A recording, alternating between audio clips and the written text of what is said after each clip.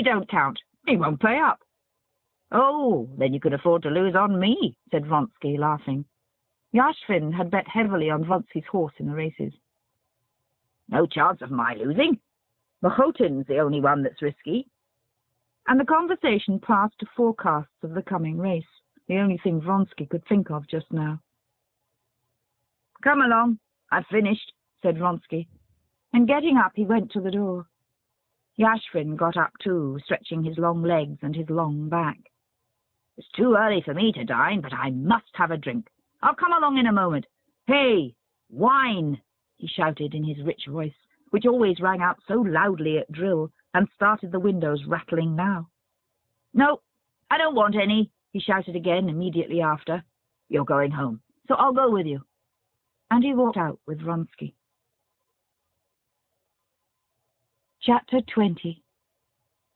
Vronsky was staying in a roomy, clean Finnish hut, divided into two by a partition. Petritsky lived with him in camp too. Petritsky was asleep when Vronsky and Yashvin came into the hut. Get up, don't go on sleeping, said Yashvin, going behind the partition and giving Petritsky, who was lying with ruffled hair and with his nose in the pillow, a prod on the shoulder. Petritsky jumped suddenly to his knees and looked around. Your brother's been here, he said to Vronsky. He woke me up, damn him, and said he'd look in again. And pulling up the blanket, he flung himself back on the pillow.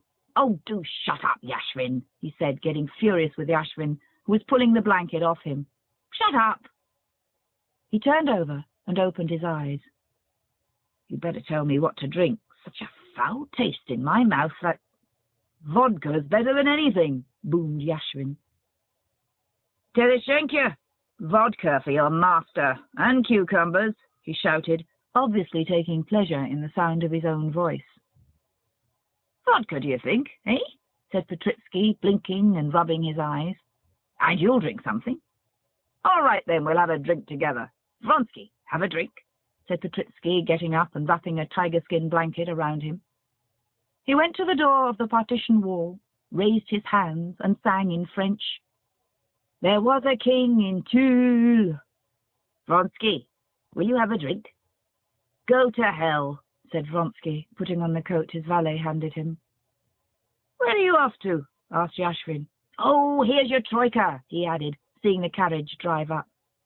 To the stables, and I've got to see Bryansky, too, about the horses, said Vronsky. Vronsky had, as a fact, promised to call at Bryansky's, some 7 miles from Peterhof, and to bring him some money for the horses, and he hoped to have time to do that too. But his comrades were at once aware that he was not only going there. Petritsky, still humming, winked and made a pout with his lips as though to say, Oh yes, we know you're Bryansky. Careful you're not late, was Yashvin's only comment, and to change the conversation, How's my roan? Is he doing all right? He inquired, looking out of the window at the middle horse, which he had sold to Vronsky. Wait, cried Petritsky to Vronsky as he was just going out. Your brother left a letter and a note for you. Wait a minute. Where are they? Vronsky stopped. Well, where are they? Where are they? That's exactly the question, said Petritsky solemnly, moving his forefinger upward from his nose. Come, tell me. This is silly, said Vronsky, smiling. Well, I haven't lighted the fire. It's here somewhere. Come, enough fooling. Where's the letter? No, I've forgotten. Or was it a dream? Wait a minute. Wait a minute. Well, what's the use of getting in a rage? If you drunk 4 bottles yesterday, as I did, you'd forget where you were lying. Wait a minute. I'll remember. Petritsky went behind the partition and lay down on his bed. Wait a minute. This was how I was lying, and this was how he was standing. Yes. Here it is. And Petritsky pulled a letter out from under the mattress where he had hidden it. Vronsky took the letter and his brother's note. It was the letter he was expecting, from his mother, reproaching him for not having been to see her. And the note was from his brother, saying that he must have a little talk with him. Vronsky knew that it was all about the same thing. What business is it of theirs, he thought. And crumpling up the letters, he thrust them between the buttons of his coat, intending to read them carefully on the road. On the porch of the hut he was met by two officers, one of his regiment and one of another. Vronsky's quarters were always a meeting place for all the officers. "Where are you off to?" "I must go to Peterhof." "Has the mare come from Tsarskoye?" "Yes, but I've not seen her yet." "They say Machotin's Gladiator's lame." "Nonsense." "But how are you going to race in this mud?" said the other. "Here are my saviours," cried Petritsky, seeing them coming. Before him stood the orderly with a tray of vodka and pickled cucumbers. "Here's Yashvin ordering me to drink to freshen up." "Well, you did give it to us yesterday," said one of those who had come in. "You didn't let us get a wink of sleep all night." "Oh, didn't we make a pretty finish?" said Petritsky. "Volkov climbed out on the roof and began telling us how sad he was. I said, 'Let's have music, the funeral march.' He dropped asleep on the roof over the funeral march." "Drink it up. You positively must drink the vodka, and then soda water, and a lot of lemon," said Yashvin, standing over Petritsky like a mother making a child take medicine. "And then a little champagne, just a small bottle."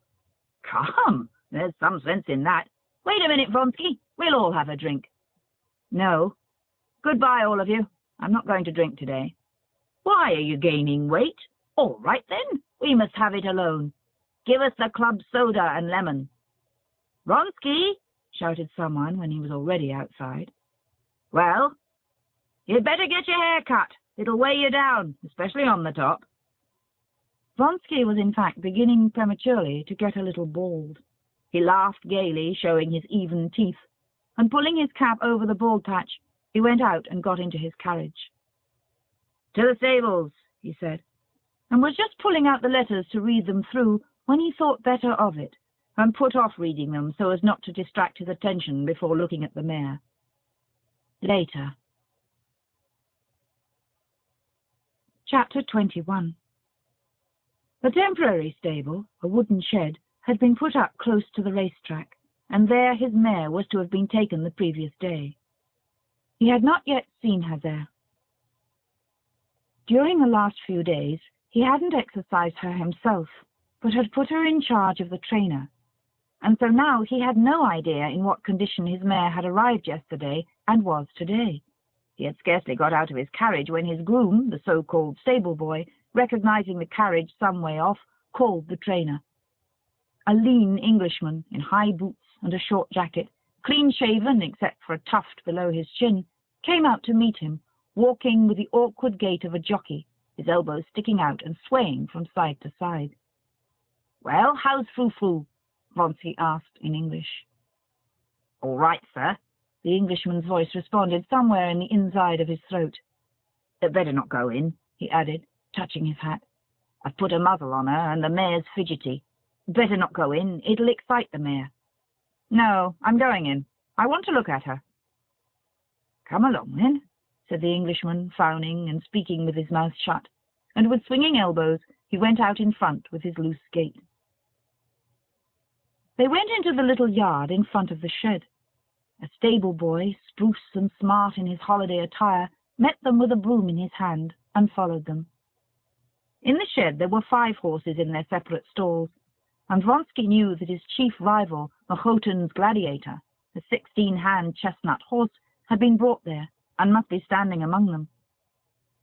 Even more than his mare, Vronsky longed to see Gladiator, whom he had never seen. But he knew that the etiquette of the racetrack dictated that it was not merely impossible for him to see the horse, but improper even to ask questions about him. Just as he was passing along the passage, the boy opened the door into the second horse box on the left, and Vronsky caught a glimpse of a big chestnut horse with white legs. He knew that this was Gladiator, but with the feeling of a man turning away from the sight of another man's open letter, he turned around and went into Frou-Frou's stall. "Here's the horse of Mac. I can never say the name," said the Englishman over his shoulder, pointing his big finger and dirty nail towards Gladiator's stall. "Machotin? Yes, he's my most serious rival," said Vronsky.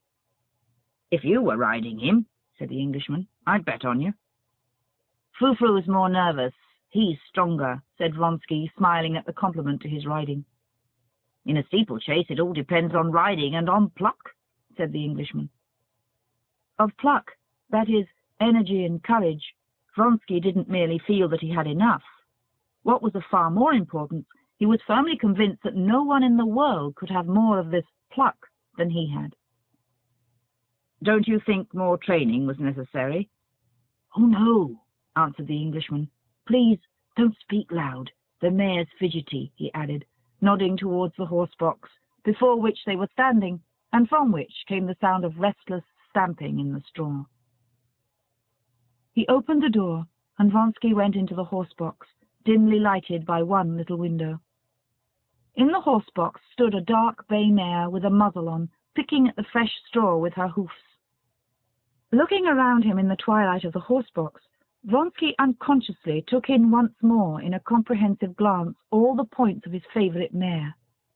Frou-Frou was a beast of medium size, not altogether free from blemish from a breeder's point of view. She was small-boned all over. Though her chest was extremely prominent in front, it was narrow. Her hind quarters were a little too tapered, and her legs, especially her hind legs, curved perceptibly inward. The muscles of both hind and fore legs were not very thick, but across her shoulders the mare was exceptionally broad, a peculiarity especially striking now that she was lean from training. The bones of her legs below the knees looked no thicker than a finger from in front, but were extraordinarily thick seen from the side. She looked, on the whole, except across the shoulders, squeezed in at the sides and drawn out in depth. But she had, in the highest degree, the quality that makes all defects forgotten. That quality was blood. The blood that tells, as the English expression has it. The muscles stood up sharply under the network of sinews, covered with the delicate mobile skin, soft as satin, and they were hard as bone. Her lean head, with prominent, bright, spirited eyes, broadened out at the open nostrils, which showed the red blood in the cartilage within. Her whole figure, and especially her head, conveyed a certain expression of energy, and at the same time of softness. She was one of those creatures that seemed mute only because the mechanism of their mouth doesn't allow them to speak. To Vronsky, at any rate, it seemed that she understood all he felt at that moment, looking at her. As soon as Vronsky went toward her, she drew in a deep breath, and turning back her prominent eye till the white looked bloodshot, she started at the approaching figures from the opposite side, shaking her muzzle and shifting lightly from one leg to the other. "There, you see how fidgety she is," said the Englishman. "There, darling, there," said Vronsky, going up to the mare and speaking soothingly to her. But the nearer he came, the more excited she grew. Only when he stood by her head she suddenly grew quieter, while the muscles quivered under her soft, delicate coat. Vronsky patted her strong neck, adjusted over her sharply defined withers a stray lock of her mane that had fallen on the wrong side, and moved his face near her dilated nostrils, as transparent as a bat's wing. She drew a loud breath and snorted out through her tense nostrils, started, pricked up her sharp ear, and put out her strong black lip towards Vronsky, as though she would nip his sleeve. But remembering the muzzle, she shook it, and again began restlessly stepping from one of her finely chiselled legs to the other. "Quiet, darling, quiet," he said, patting her again over her flank, and happy that his mare was in the best possible condition, he went out of the horse-box. The mare's excitement had infected Vronsky. He felt that his heart was throbbing, and that he, too, like the mare, longed to move, to bite. It was both dreadful and delicious. "Well, I rely on you then," he said to the Englishman. 6:30 on the track." "All right," said the Englishman. "Oh, where are you going, my lord?" he asked suddenly, using the title "my lord," which he had scarcely ever used before. Vronsky, in amazement, raised his head and stared, as he knew how to stare, not into the Englishman's eyes, but at his forehead, astounded at the impertinence of the question. But realizing that in asking this the Englishman had been looking at him not as an employer, but as a jockey, he answered, "I've got to go to Briansky. I'll be home within an hour." How often I'm asked that question today, he said to himself, and he blushed, a thing that rarely happened to him. The Englishman looked gravely at him, and as though he too knew where Vronsky was going, he added, "The vital thing's to keep quiet before a race," said he. "Don't get disturbed or upset about anything." "All right," answered Vronsky, smiling. And jumping into his carriage, he told the man to drive to Peterhof. Before he had driven many paces, the dark clouds that had been threatening rain all day broke, and there was a heavy downpour. "What a pity," thought Vronsky, putting up the roof of the carriage. "It was muddy before. Now it will be an